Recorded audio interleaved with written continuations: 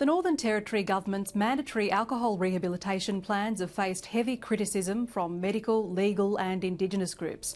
This week, the government bowed to pressure and agreed to water down some of the measures.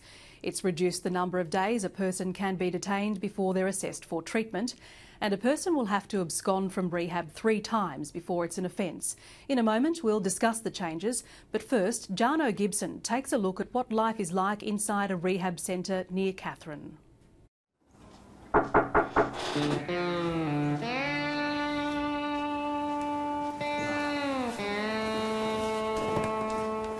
Aaron Fijo knows what it's like to wake up with a hangover. As a young man growing up in Katherine, heavy drinking can become a way of life. It's very hard because it's a small town and just about everyone in town's got not much to do. They look at other people, what they do, and they just do the same, like go out drinking, raging and all that. Here at the Vendale Rehabilitation Centre, he's hoping to get his life back on track. I feel I've changed a bit and gained a bit more knowledge and experience how to address alcohol issues and problems. Aaron Fijo's one of about 40 people going through an alcohol rehabilitation program. Some have come here voluntarily, but most have been ordered here by the courts. Because of the intervention, where communities were made dry, a lot of people came into town looking for either employment, housing or alcohol, and a lot of people have committed crimes while in town and ended up through our system. Vendale is designed to provide a sanctuary from the lives its clients are used to. There's no grog, no humbug and no violence. Instead, clients are given a comfortable room, healthy food and the chance of a new beginning. Our model is a clinical model. We're not like you see on the movies where everyone sits around in a circle and talks to each other. That's a therapeutic model. We've based our program on what clients have asked us for. Hello, Brandon. How are you, mate? Sandy. Right, have a seat. We're going to do an assessment. When they first arrive at Vendale, clients are quizzed about their alcohol dependency. When you drink, do you pass out or do you get full drunk? A bit drunk. Bit drunk? The clients are assigned a caseworker who tries to map out their future pathway. We will be working together on the goals you would like to achieve and the plans you want to put in place after rehab. I'd like to set my goals in getting a job in town, keep off of alcohol and other drugs, and to better my life. The clients are also given jobs that keep them occupied and create a sense of responsibility. So that might be mowing, whippersnippering, cleaning rubbish, cleaning their rec rooms. The road to recovery is long. For almost 90 days and nights, clients are away from their families, their friends, and the temptations that got them here in the first place. Is it a challenge? Yes, it's a challenge to stay away from alcohol. It's a challenge to stay away from cannabis. And if you choose to give up smoking, nicotine, it's a real challenge to do all 3 at once. Reach up, everybody, reach up, and to the side, stretch out. It's a beautiful morning.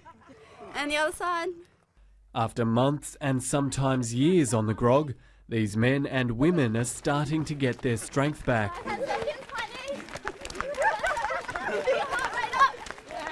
It's pretty good. It's better than being in jail because I've recently just got out of jail and everything, and I find it way better. Yeah, more freedom and do more things here. When the bell rings, it's time for the clients to go to rehab class. Over 12 weeks, they cover 84 topics.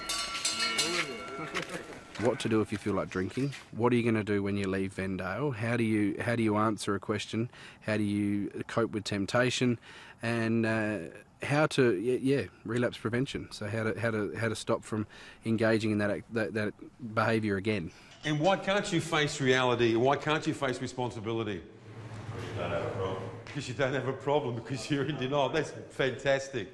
Today's lesson is about the cycle of change, shifting from a state of denial to an acknowledgement of alcohol addiction. We've done a lot on denial. I would say firstly that it hadn't been a huge problem, but the fact that I'm here and I'm not with my family and whatnot, that obviously alcohol has played a part in putting me here. The rehab program strikes a chord with many of the clients. Aaron Fredericks has turned his experience with alcohol into a song.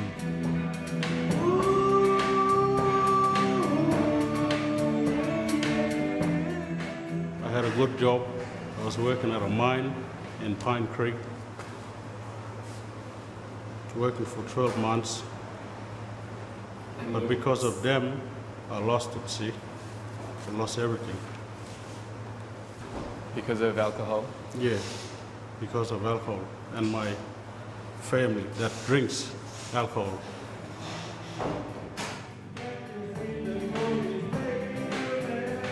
He's hoping his time at Vendale will have a lasting effect.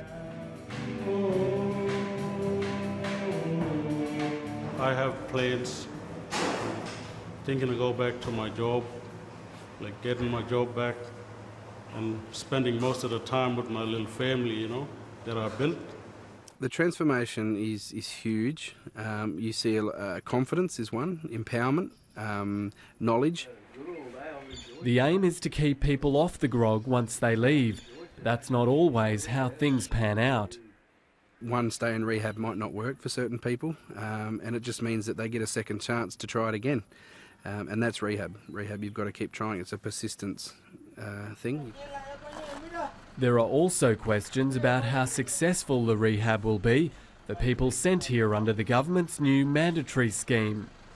I think the key to any rehabilitation to be successful is that the individual has to identify your own problem first. I don't think like mandatory kind of sentencing and grog offences will have a positive outcome.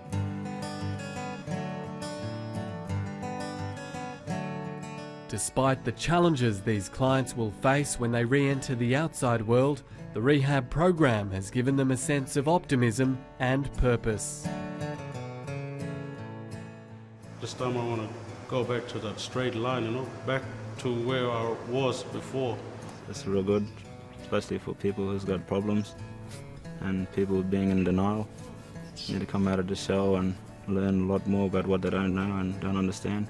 Maybe they can be a lot different and better when they get out of here.